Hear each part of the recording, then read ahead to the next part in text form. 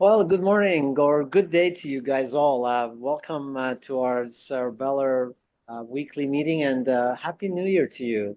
Today we have Aurélien Wyngaard. Aurélien is a MD PhD student in Boris Barbour's lab, and he, with Boris and people of the lab, have been developing a spike sorting approach to use in silicon probes for the purpose of finding complex spikes. And it's an opportunity for us to share our experiences with him and learn from his approach. Aurélien, thank you for so much being with us, and the show is yours. Yeah, thank you for inviting me. So, hi everyone. So I'm Aurélien Wyngaard, postdoc in Boris Barbour's lab, and I will present to you the consensus spike sorting method approach that I developed called Lussac to try to better detect complex spikes. Yeah. So this is the plan I will be following for my presentation. I will first talk about the Purkinje cell and its complex spikes. Then I will quickly introduce spike sorting.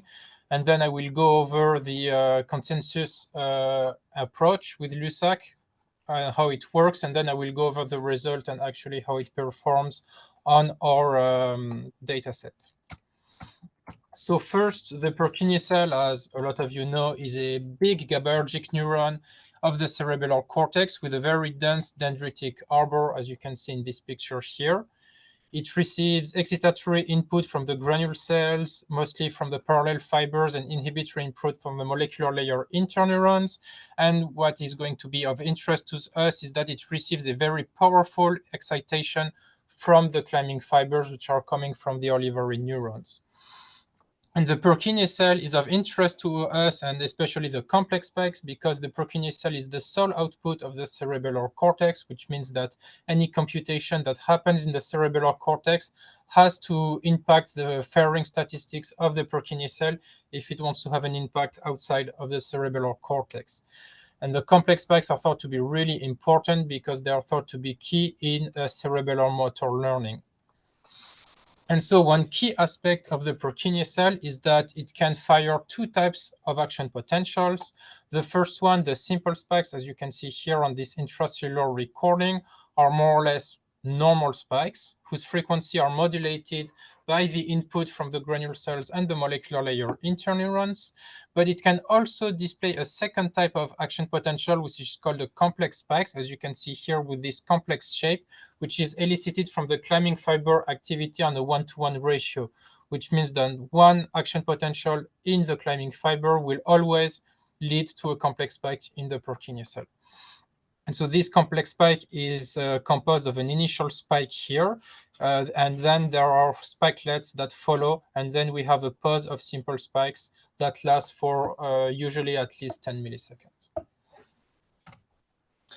And so this is the complex spikes that we can record using multi-electrodes extracellular recording. So these are different channels. So here we have a scheme of the Purkinje cell with its soma and the dendrites above in the molecular layer.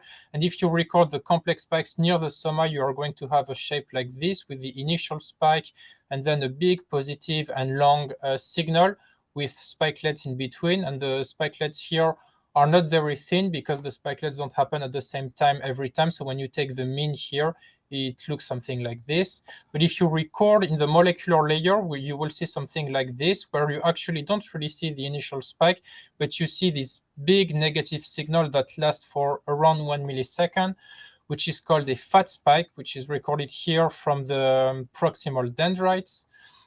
And we think this actually is the input from the massive excitatory input from the climbing fiber. So this is actually the synaptic current. And then we can also see kind of the spikelets in those fat spikes.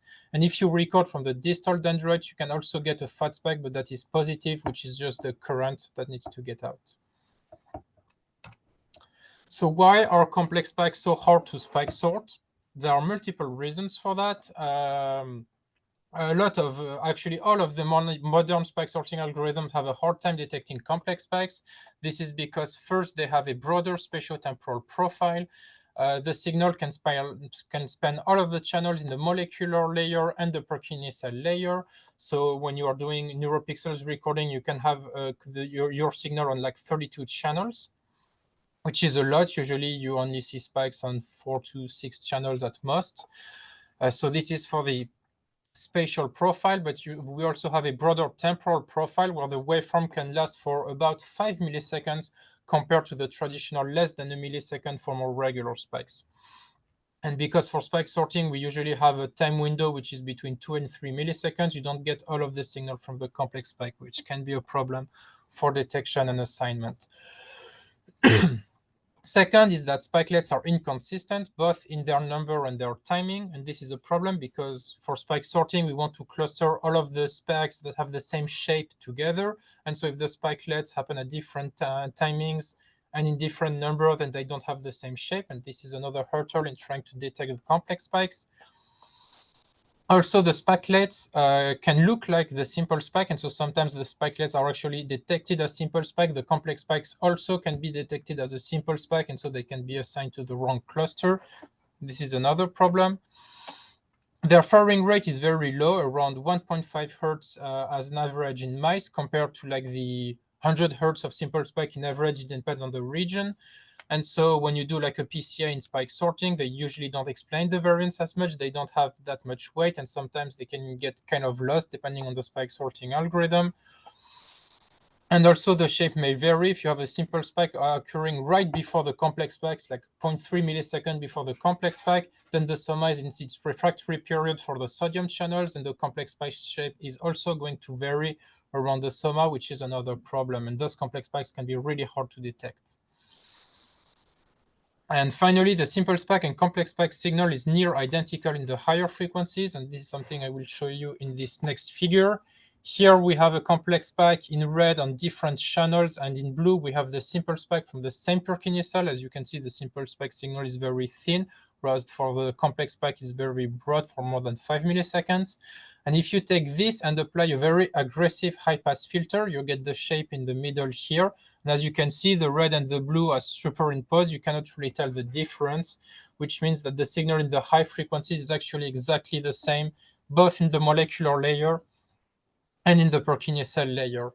And if you do a spectrogram to look at the time frequency domain, as you can see here on the y-axis, you have frequency, on the x-axis, you have time. Both for the complex spike and simple spike, for the high frequencies, you have something that is very similar. The only change here are for the spikelets. And the only difference here, the massive difference, is in the lower frequencies, where the simple spikes have no signal in the lower frequencies, but the complex spikes do have them. And so it's really important to separate complex spike and simple spike, and for better detection to include those lower frequencies. And so first, you might have the idea to change the parameters of the spike sorting algorithm to better detect complex spikes. So for example, to lower the cutoff frequency of the high-pass filter to include those lower frequencies that are so important, to also increase the time window for the waveforms, not only 2-3 milliseconds, but maybe 4 or 5, to really catch all of that signal, and maybe also to lower the detection threshold to make them easier to detect. And this does work. This will increase the yield of complex spikes, but at the cost of the detection of the more regular spikes, because you introduce lower frequencies.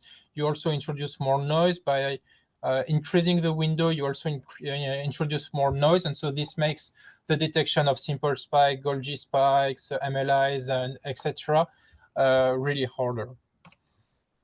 And so our initial idea was to do something similar from the Desolage paper in 2008, which is to run 2 analyses, one regular analysis with regular parameters and one that is dedicated to the complex spikes, and then merge them to produce a consensus output. So then I want to go quickly about spike sorting. So first we use extracellular silicon probes to record our signal. So the idea is to have multiple channels that each record the extracellular voltage in time. This is the example with the Cambridge Neurotech probes, which are the probes that we used for the dataset that I'm going to show later.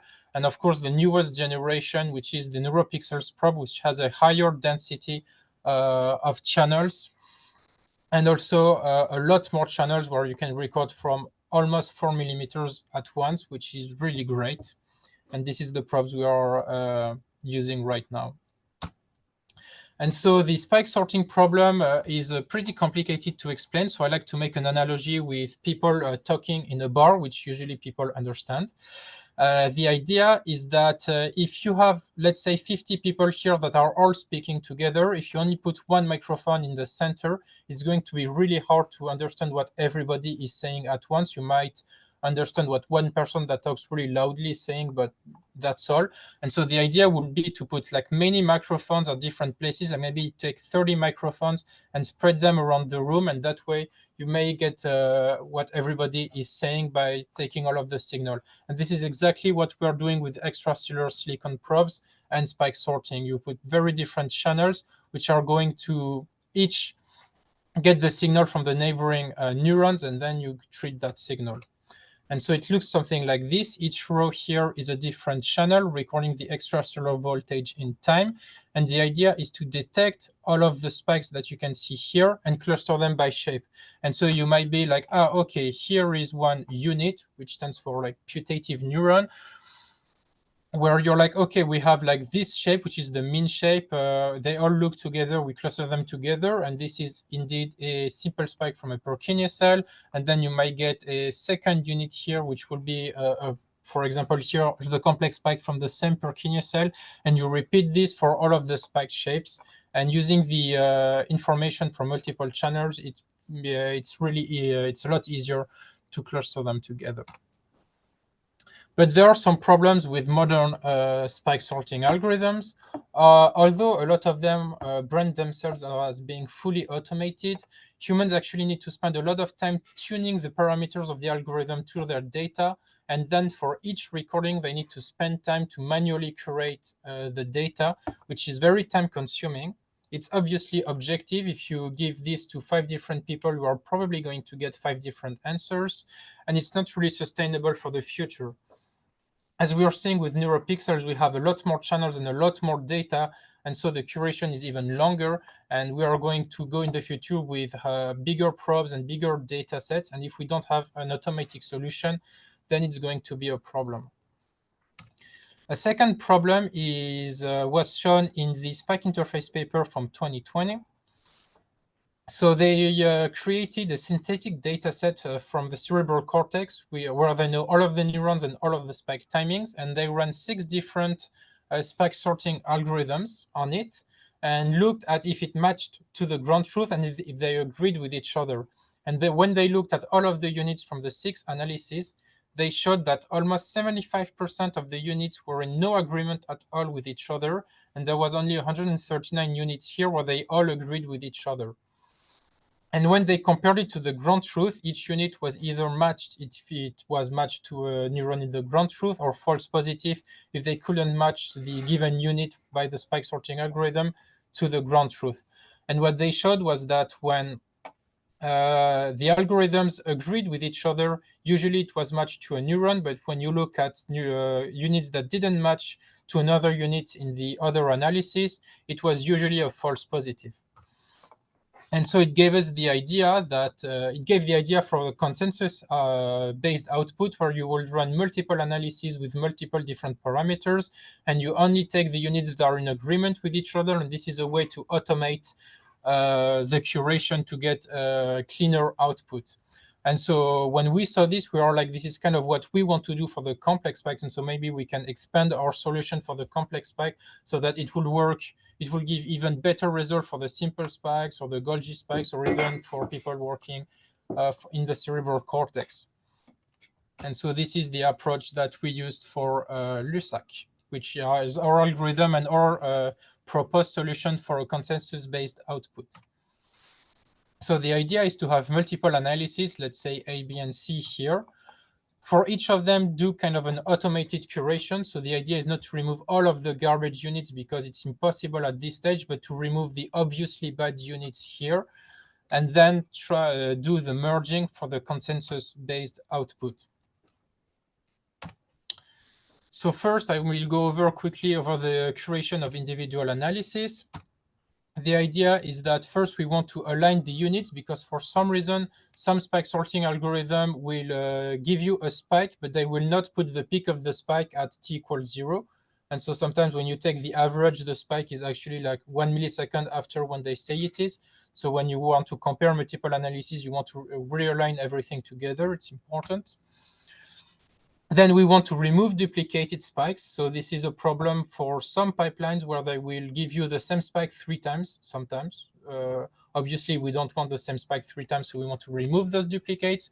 We want to remove redundant units because, again, some pipelines will give you the same neuron as 3 different units. The removing of bad units would be like, for example, if something has way too low of a firing frequency or the estimated contamination is like 60%, then obviously you don't want that and you want to remove it. This can be because of like signal to noise ratio, the estimated contamination. So this is by looking at the contaminant events that violate the refractory period violations. I will go more in depth later about how that works.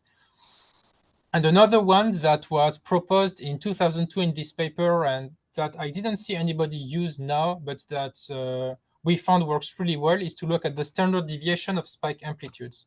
So for example, you can plot for each spike the amplitude at the peak of the spike and compare it to that of noise. And usually the two standard deviations should be very similar because the spike is the same shape. So you shouldn't change the standard deviation. And so here you have the standard deviation of the unit, which is about 21 microvolt, and the noise is about 20 microvolt. So this is okay.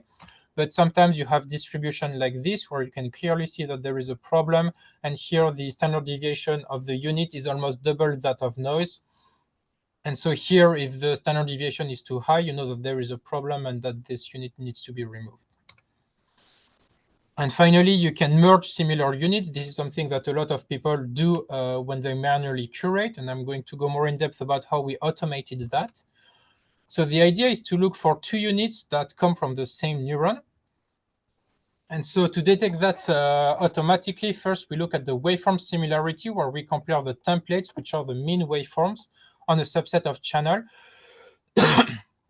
We simply look at the sum of absolute differences divided by the sum of the total signal, so that this gives a result between 0 and 1.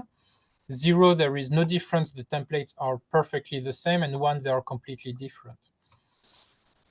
Then we look at the correlogram similarity, where we look at the auto and cross correlograms. So correlograms are looking where the spikes are compared to one another. So for an auto correlogram, you have a spike at t equals 0, and you look at where the other spikes are, and you make a histogram of that. And for cross correlogram, it's for when a spike happens in unit 1, where are the spikes in unit 2 compared to it. And the idea is that if you randomly split a unit in 2, then the cross correlogram here in red will be exactly the same as the auto correlograms that are here in blue and green. You cannot see the difference because for this simple spike, they are exactly the same. And this is a really powerful tool to detect if 2 units actually come from the same neuron. Here you have the same for a complex spikes, but because the firing rate is very low, this is really noisy. But you can clearly see the refractory period here, which is respected. And so the idea is to look at when the correlograms are the same and the templates are the same. So we define a threshold for both of them, and if the difference are below the threshold, then we consider that both units come from the same neuron. But before merging them, we do a quality check. So what happens is that, okay, you know that both units come from the same neuron, but that doesn't necessarily mean that merging them is a good idea. Maybe you have one unit that is really clean and one unit that is really contaminated. And in that case, you don't want to merge them. And so we look at if we made a quality score metric, which I'm going to show later in the presentation. And the idea is that if this quality score metric is increased by merging both units, then we want to apply that merge because it makes a better unit that better represent the neuron. But if the quality score does not increase, then we want to delete the poor unit. And so this is the result that we can get. So here I plotted for complex spikes and non-complex spikes for each pair of units, the waveform difference and correlogram difference, and the colors are different analyses from kilo sort, mountain sort, spiking circus. And we can see that there is kind of a clusters here and here. of units that are different from everything else, and which are the units that come from the same neuron that needs to be merged. So next I will go about how the merging of different analyses work, which is the key idea inside Lussac. So the idea is that we have different analyses, let's say N, B, and C, that have different units. First, we want to connect them by coincidence rate. So the idea is that let's take 3 units here and you have the spike timings. When you have spikes happening at the same time, those are coincidence spikes. And so we look at the rate of coincidence, and if they are above the threshold, then probably the 2 units come from the same neuron and we connect them together. Then we check each pair here, and sometimes some of them have different waveform differences and choreogram differences, so the same as I showed before, and we want to check that each pair is correct. Next, we remove singletons, because as I said, if units are matched in different analyses, then this is usually a good unit matching to a neuron and we want to keep them. But if it's a singleton that matched to no other analyses, usually it's a sign that this is a bad unit, so we remove them. Next, we identify potential merges, which is when one unit is connected to 2 units from a different analysis. I will go over it in the next slide. And finally, we consider each subgraph or each connected component here, which is a putative neuron, and we take the best unit to be the output, the consensus output. So what is this triangle problem, which are the potential merges? So sometimes we have this, where we have one unit in an analysis that is connected to 2 other units in the same analysis here. And so there are 2 main reasons why that will happen. The first one is that maybe analysis A wrongly split a neuron in 2. And so this is a split. This would result in something like this. This is completely fine. We don't have to worry about it. However, another problem would be that maybe analysis B wrongly merged 2 neurons as 1 unit. And then you will still have this problem like this. And so how do you differentiate the 2? Because if this is a merged neuron, you want to delete it because this is a bad unit. But if this is a split, it's completely fine. You can keep it. Actually, if this is a split, unit B is actually the best. So we developed a new metric to detect that, which we call the cross-contamination, which is by looking at the refractory period of violations between the 2 spike trends. So that means we look at when the spikes in the first unit are in the refractory period of the second unit. And so if this is an erroneous split, that means that both units come from the same neuron. They won't violate each other refractory period, and this will lead to a low cross-contamination. Everything is fine. However, if this is an erroneous merge in analysis B, then those are 2 different neurons, and sometimes they will violate each other refractory period because they are different neurons, and this will lead to a high cross-contamination. And so like this, by setting a threshold on the cross-contamination, you can detect the potential merges and remove those really bad units, which are actually a merge of 2 neurons. And this is something that actually, without doing multiple analysis, you cannot detect for, because sometimes you have really beautiful units with low contamination, everything looks perfectly fine. And when you look under the hood, it's actually a merge of 2 neurons. So this is a big benefit of doing multiple analysis, that you can detect those merge units and remove them.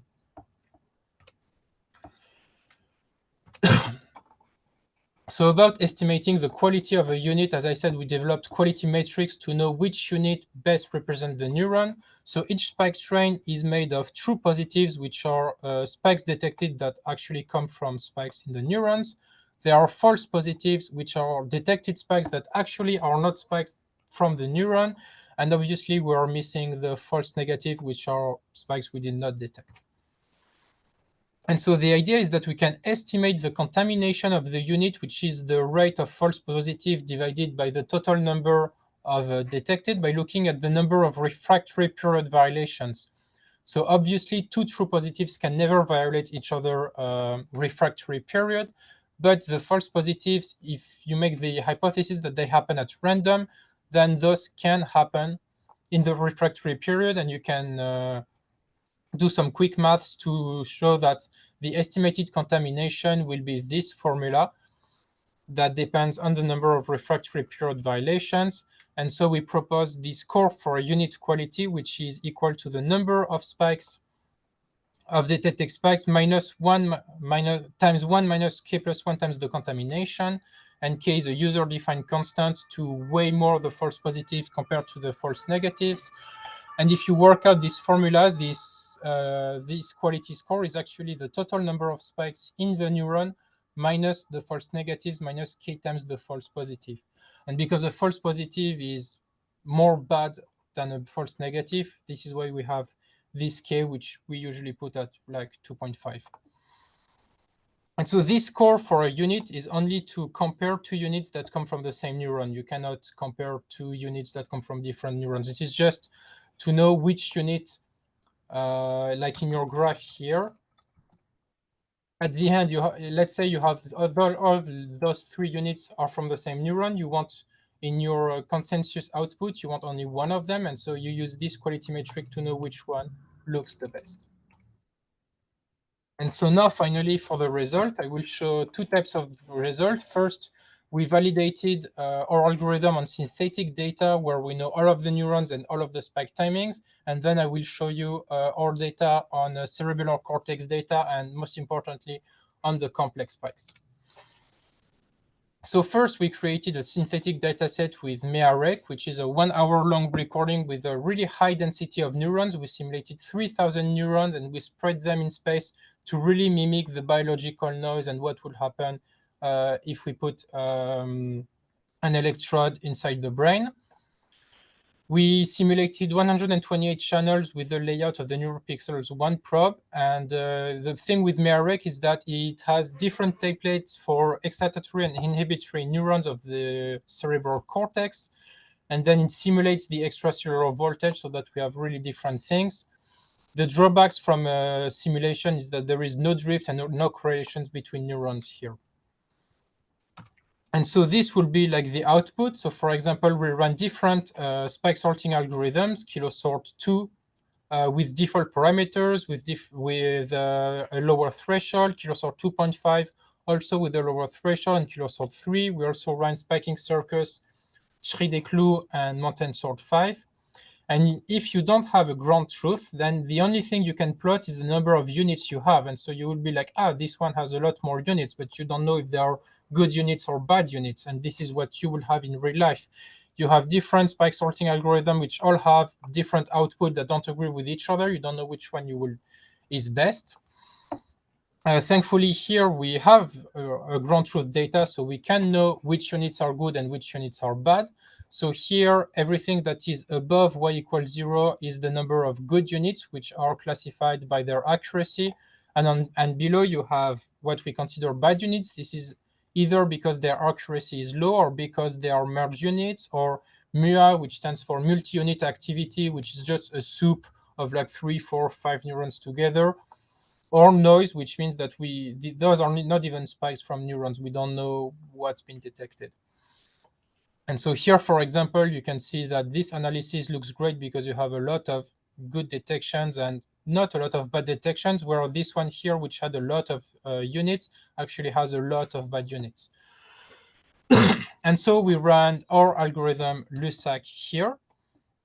So with 2 ways, we have a Lussac heavy, which is the combination of all of those analyses here, and a Lussac kind of light, which is only a combination of 4 analyses that we chose before looking at the data.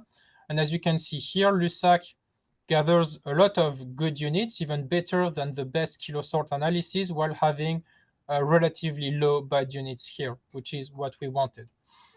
So the consensus output works. And then on the left here, you have kind of the theoretical maximum, which is when knowing the ground truth, if I combine those analyses perfectly because I know exactly who's the best, then what can you theoretically achieve? And so we can see that we are not exactly at the theoretical maximum, but we are near it. So then for the real cerebellar cortex data. So in the lab, we are doing experiments with eyeblink conditioning to study cerebellar motor learning. And so we performed 30 minutes long recording with the Cambridge Neurotech 4x16 multi-electrode. The mice are on a motorized wheel, so they are forced to walk, which is going to affect the spiking.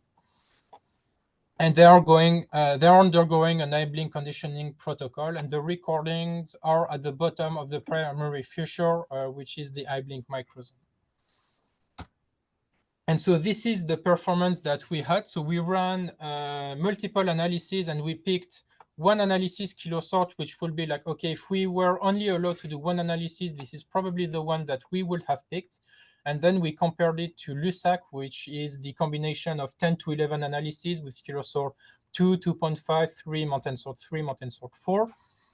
Some analyses were completely dedicated to the complex spikes, and some analyses were just kind of regular analysis.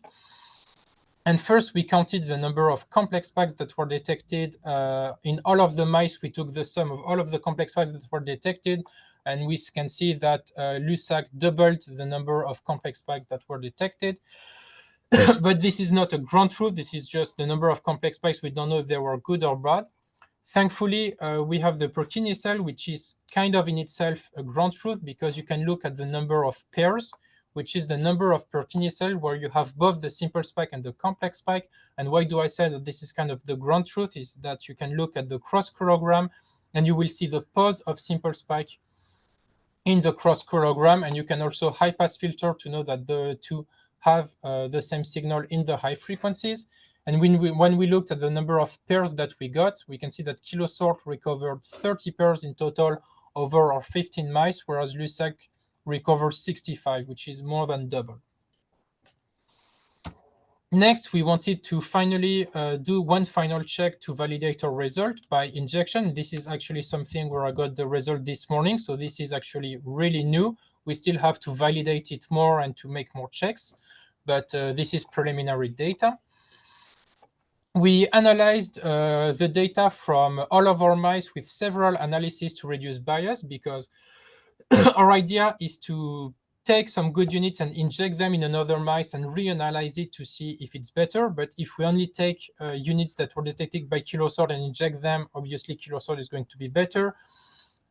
So we ran it with several analyses to reduce these biases. We manually selected very good looking units where we are sure we got all of the spikes, there's no contamination, everything is great, we know what type of spike it is. And then we injected a scaled down version of those units in other mice, respecting the layer. So a Purkinje cell would be injected in the Purkinje cell layer, a molecular layer interneuron would be in the molecular layer, a Golgi cell in the granular layer, etc. Some problems with this technique is that drift is not taken into account. We didn't inject simple spike, complex spike pairs yet, but we want to do that later. And obviously, it's impossible to replicate the orientation of the molecular layer. So if we inject a fat spike in the molecular layer, you know that all of the Purkinje cell dendrites are like planes like this in the molecular layer, but when we inject it from another mice, maybe we will inject something that is not really in the same orientation. So this is kind of a downside of this technique. And so we looked at the performance of the accuracy recovery of different spike sorting analyses here and Lussac, which is the first one. And we can see that for complex spikes, it performed better. It doesn't look like double like the one before. This is probably because this is kind of a bit too easy, because the fat spikes really look like one another in the molecular layer because of this orientation, but not with this injection. But Lussac still recovered more complex spikes than other techniques. We also looked at Golgi spikes, and our Lussac performed a lot better than all other analyses. We also have some mossy fibers here. And simple spike. For simple spikes, we actually aren't the best. We are the second best. Kilosort 2 with parameters dedicated to simple spike actually performed a bit better here. But there are still some problems that we want to fix with Lussac and we hope that we can have an even better result than this one. And so quickly as a conclusion, we developed Lussac, which is a consensus-based method that is completely automated and objective because there is no human interference here. It can remove merge units, which is something that hasn't been described before.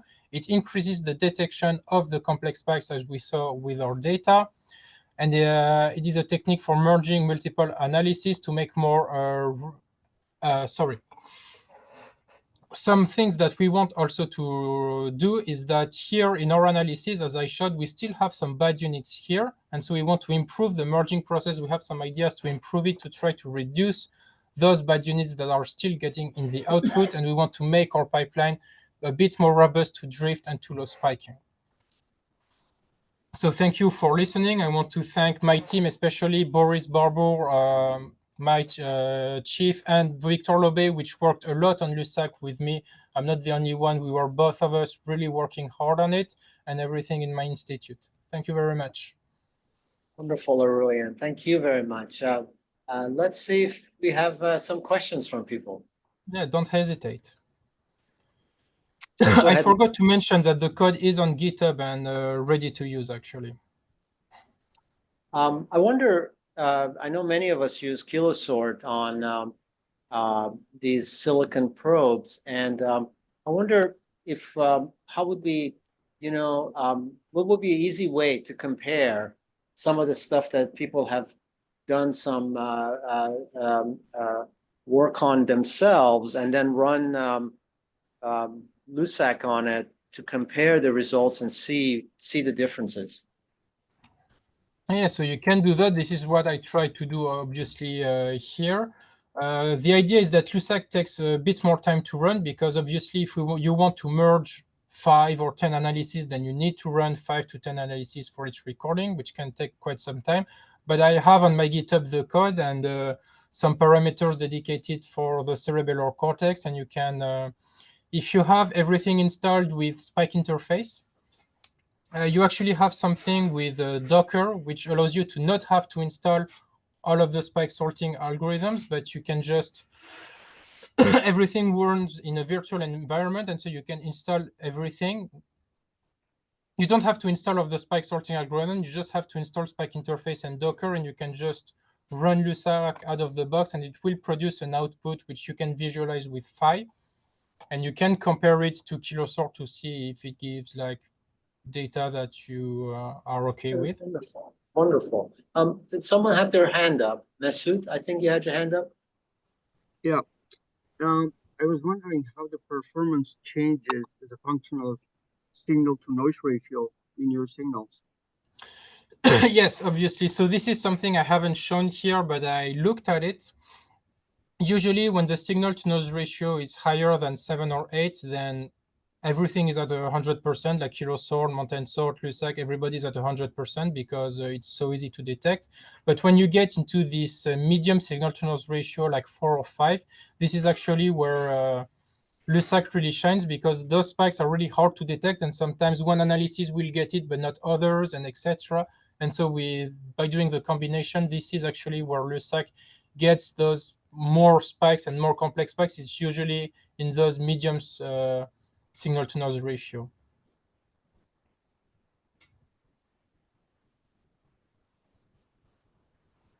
You had a slide where you were showing analysis results comparing. This one. No, just passed it. This one here. How many recordings is this? So this is 10 mice. And we have, for each of them, we have 6 eyeblink sessions, and we can track them.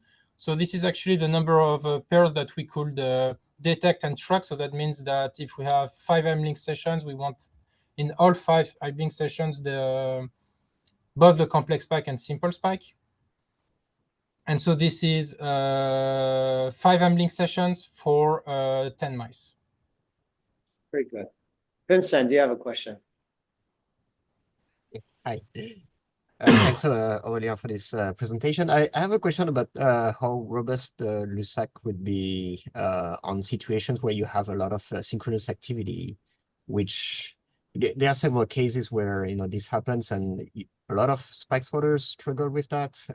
When you do opto-tagging, for example, of cells, you can have like a lot of cells that respond to the light, or when you do sensory stimulation, sensory neurons, or of course in the cerebellum you have also a lot of synchronous activity sometimes, and spike sorters tend to get tripped by these situations, I find. And then you have to go into the results and manually curate the results. So do you have any parameters on that, or in Lussac, or do you try to take care of so this? this is actually something I struggled a lot on, because I realized that this was a problem. And actually I have we have a preprint from February 2022 with like a first version of Lussac, which actually did not handle that quite well. And this is something I really focused on with this like kind of version 2, which is what I showed you here, which tries to solve this problem. So the idea is that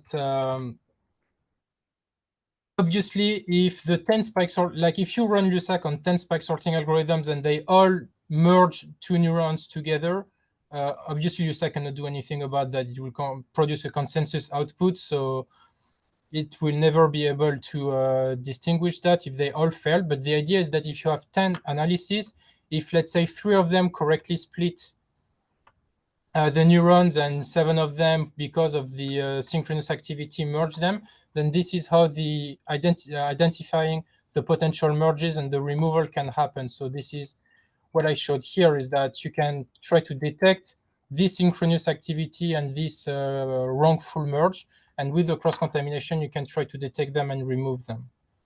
And actually, like you saw here, the Golgi cells are cells that are highly synchronous because of the gap junctions. And as you can see here in the injection, Lussac performed really well on the Golgi cells compared to the other spike sorting algorithm. That's great, thanks.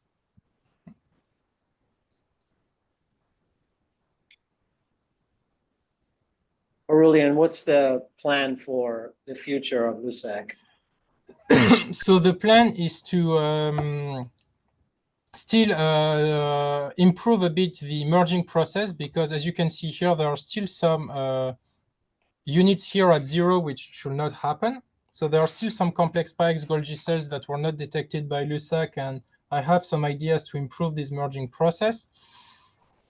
And then I will go back to doing my eyeblink conditioning experiments, but the idea will be, I don't know if a lot of you are familiar with a spike interface library that tries to have everything together. The idea will be to have this in spike interface, so that when I go back to med school, there are still some people who could rely on it, and this will still be maintained in the future, rather than just put on the side. That's great. It looks like, do we have any final questions for Aurélien? Well, looks like we are happy, and thank you so much for this wonderful work. I look forward to trying it. Yeah, and if you try it, I would love to get some feedback, both positive or negative would be really nice. Yeah. Absolutely. Yeah, that's the idea. Thank you so much. Happy New Year. Happy New Year, everyone.